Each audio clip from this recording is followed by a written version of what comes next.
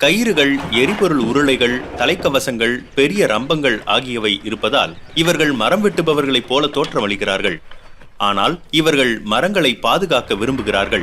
தென்னிந்தியாவின் ஆரோவில் கிராமத்தில் ஒவ்வொரு மரமும் முக்கியம். இதனால்தான் உள்ளூர் வல்லுநர்கள் இங்கு இருக்கும் மரங்களை பேணுகிறார்கள்.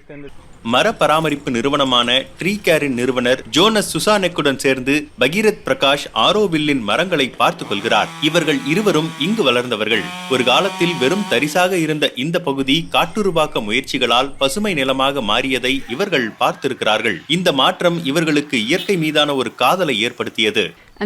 புயலின் போது காலையில் தோட்டம் முழுமையாக அழிந்துவிட்டது. இந்த மரம் இரண்டாக பிளந்திருந்ததை பார்த்தேன். இது பெரிய மரம். பிளந்திருந்த பகுதி 2011 வளர்ந்திருப்பதை பார்க்கலாம்.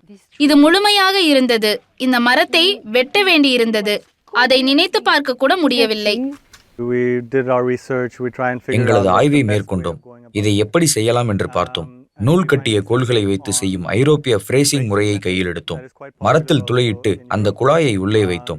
துளையை மூட உலோக தட்டுகளை பயன்படுத்தினோம். ட்ரீ கேர் நிபுணர்களிடம் ஒரு தீர்வு இருக்கிறது. முயற்சிகள் மிகச்சிறப்பாக இருந்தாலும் இந்த நிபுணர்களால் எல்லா மரங்களையும் காப்பாற்ற முடியாது. ஏற்கனவே ஒரு மரம் நோயாலோ பிற பாதிப்புகளாலோ தாக்கப்பட்டிருந்தால்தான் இவர்கள் உள்ளே வருவார்கள். வளர்ந்து வரும் மர நிபுணர்களுக்கு ட்ரீ கேர் பயிற்சி அளிக்கிறது. உலகின் பல பகுதிகளில் பயன்படுத்தப்படும் அறிவியல் உத்திகளை உள்ளூருக்கு ஏற்ப தகவமைத்துக் கொள்ள கற்றுத் தருகிறது. இந்த புதியவர்கள் மர பராமரிப்புக்கான உணர்வு பூர்வமான அணுகுமுறையை பரப்புவார்கள் என்று ஜோனஸ் சுசானெக் நம்புகிறார். இது ஆரோவில்லை தாண்டியும் பரவும்.